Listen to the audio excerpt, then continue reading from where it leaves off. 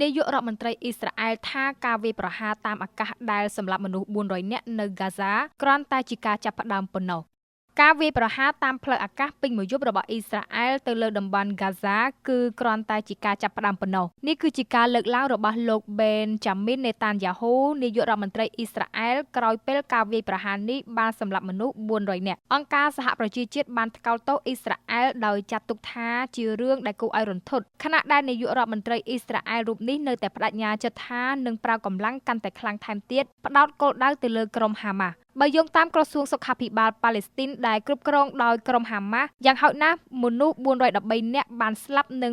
562នាក់ទៀតបានរងរបួសក្នុងការវាយប្រហារតាមអាកាសកាលពីព្រឹកព្រលឹមថ្ងៃអង្គារពីសំណាក់អ៊ីស្រាអែលទៅលើតំបន់ហ្គាហ្សាការបាញ់វាយប្រហារតាមអាកាសជាថ្មីម្ដងទៀតបានបញ្ចប់បទឈប់បាញ់ដ៏ផុយស្រួយរវាងអ៊ីស្រាអែលនិងក្រុមហាម៉ាស់ដែលជាក្រុមសកម្មប្រយុទ្ធគ្រប់គ្រងតំបន់ហ្គាហ្សាលោកនេតានយ៉ាហ៊ូបាននិយាយថាកងកម្លាំងការពារអ៊ីស្រាអែលដែលហៅកាត់ IDF ទ្រង់ទ្រាយធំបានត្រឡប់ទៅប្រយុទ្ធសារជាថ្មីបន្ទាប់ពីក្រុមហាម៉ាស់មិនបានដោះលែងចំណាប់ខ្មាំងដែលនៅសេសសល់លោកបានសន្យានឹងបង្កើនសកម្មភាពប្រឆាំងនឹងក្រុមហាម៉ាស់ឲ្យកាន់តែខ្លាំងឡើងហើយបានបញ្ជាក់សារជាថ្មីអំពីចេតនារបស់លោកក្នុងការបន្តការប្រយុទ្ធរហូតដល់ចំណាប់ខ្មាំងទាំងអស់ត្រូវបានដោះលែងហើយក្រុមហាម៉ាស់ត្រូវបានបំផ្លាញយោងតាមមន្ត្រីក្រសួងសុខាភិបាលប៉ាឡេស្ទីនបានឲ្យដឹងថាអ្នកស្លាប់ជាច្រើនក្នុងការវាយប្រហារចុងក្រោយបំផុតគឺជាកុមារការិយាល័យប្រព័ន្ធផ្សព្វផ្សាយរបស់រដ្ឋាភិបាលប៉ាឡេស្ទីនដែលគ្រប់គ្រងដោយក្រុមហាម៉ាស់បានហៅការវាយប្រហារនេះថាជាការរំលោភបំពានលើអនុសញ្ញាអន្តរជាតិនិងគោលការណ៍មនុស្សធម៌